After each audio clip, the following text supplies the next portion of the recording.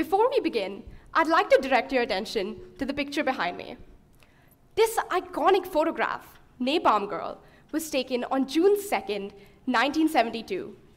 It captures young Vietnamese children fleeing from a deadly napalm attack outside the village of Trang Bang during the Vietnam War. I first came across this image when I visited the War Remnants Museum in Ho Chi Minh City. I remember feeling an overwhelming surge of pity, horror, and sorrow at the sight before me. Seeing images of mutilated and burnt women and children impacted me in a way news articles never had. Part of me acknowledged the artistic wonder and the alluring beauty captured in this Pulitzer Prize-winning photograph. But I just couldn't shrug off this lingering feeling of discomfort at the pain and atrocities captured in this photograph. It all leads back to the intrinsic question: is photographing tragedy truly ethical? Can the greater purpose of spreading awareness and documenting history justify the exploitation of subjects and the invasion of their privacy and dignity? Do these photographs provide a voice to the voiceless, or simply glamorize and oversimplify the complex wreckage of war? War photography has been subject to immense scrutiny, particularly in today's day and age, wherein shock value is often prioritized over sensitivity. But we must understand the profound impact that these images have on a global scale. A picture is worth 1,000 words, after all. You simply cannot ignore them. They break the barrier between subject and onlooker. Both humans, just one got lucky. So you may choose to ignore the countless wars that take place across our world, but see images of starved, impoverished children, and suddenly it's all you can think about.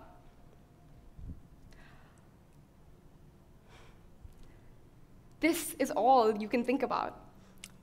But the job of a wartime photojournalist is to capitalize on the emotions that these images elicit for the greater purpose of putting an end to war.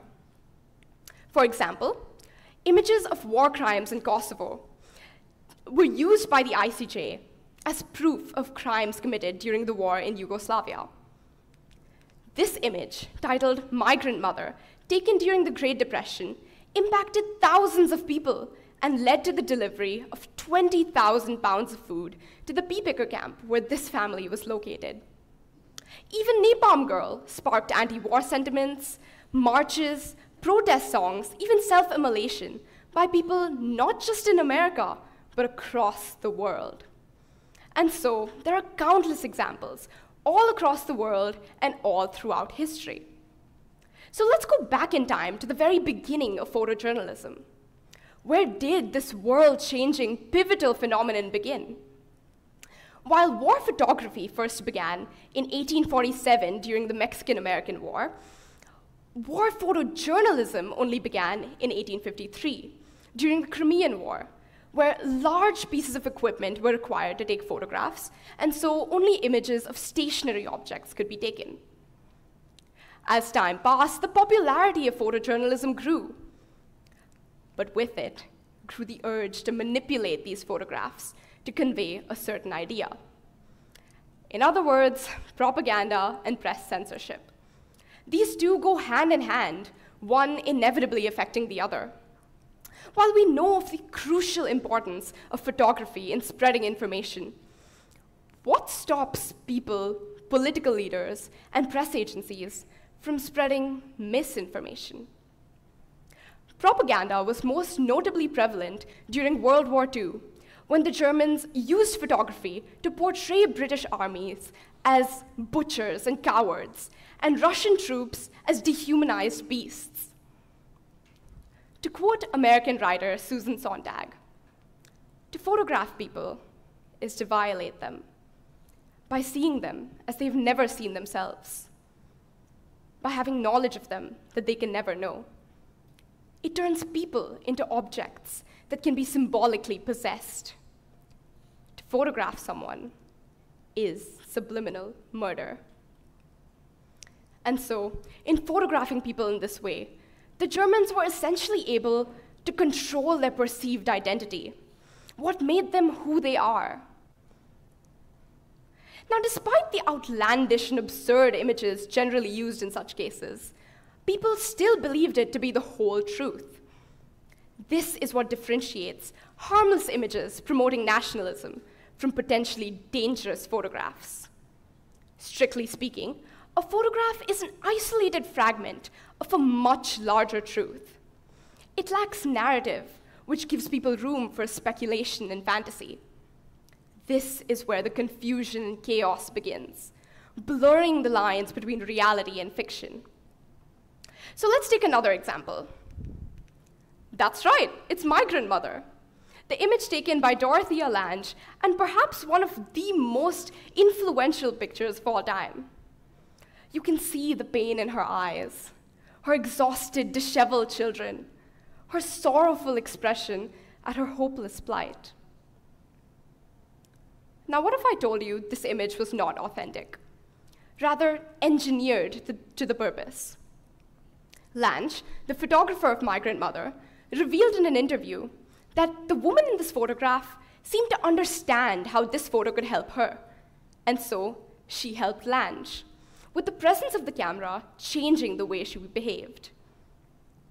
Lange further admitted that the photo contained a degree of bias due to her own emotions and feelings regarding the situation. Such emotional biases are unavoidable in photography, and so no photograph can be considered truly, entirely factual. Florence Owens Thompson, the woman in this photograph, grew to resent this photograph because it didn't portray her for who she really was, a strong woman, a leader. And so, if you think about it, the woman captured in this photograph never really did exist. It was rather a creation of the lens of Lange's camera. Let's look deeper into this idea. How do the subjects feel about their photographs? Let's imagine you are in their place. You're 9 years old, playing in the temple courtyards with your cousin on a hot summer day, when suddenly, of no fault of your own, you're thrown into one of the most horrific wars our world has ever known.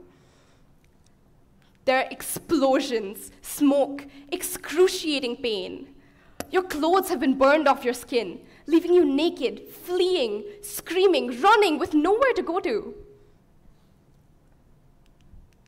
Click. And in that moment of horror, of tragedy, someone takes a photo of you. Does this story sound familiar? For those of you who may have guessed, this is in fact the story of Kim Phan Thi, more commonly known as Napalm Girl. She revealed that over the years, she felt ugly, ashamed, damaged more than anything. She felt betrayed by this invasion of her privacy, thinking, why did he take that photo of me? Why didn't my parents protect me? Why did he print that photo? Growing up, Kim struggled to navigate between her private and emotional life, having to attend countless interviews and being a symbol for the horrors of war. But these people in these photographs are not symbols. They're not objects. They're simply children, human beings. And photographers, in their mission to create the most raw, triggering image for their viewers, are often desensitized to the situation before them, forgetting momentarily that the subject of their photos is just as much human as they are. But it is impossible to ignore the countless benefits that photojournalism has brought to our world. During war, images of prosperity and success have been instrumental in encouraging youth enlistment into the army and raising public awareness for marginalized communities, giving them a voice and allowing them to be heard. But what is perhaps the most undeniable gift to mankind through these photographs is the documentation of history for future generations. Think about it. If you didn't have photographs for reference, would you be able to tell between reality and hearsay? Would you forget the faces of prominent historical figures? Could the atrocities of the Vietnam War be misunderstood and misinterpreted, only for history to repeat itself with another war, another conflict? To consider the ethical viewpoints of a photojournalist's job, we can consider two ethical theories: utilitarianism and libertarianism. To a utilitarian, an action is considered morally justifiable if it provides the maximum happiness to the most number of people, essentially maximizing happiness and minimizing suffering. In this context, a utilitarian would weigh the benefits of photojournalism, being the documentation of history and the spreading of information, against the negative effects, being the invasion of privacy and dignity and the exploitation of subjects. More often than not, the benefits impact a far greater number of people than the negative effects do. And so, to a utilitarian, war photojournalism may be morally and ethically justified. However, if we consider a libertarian's perspective, this may not be the case.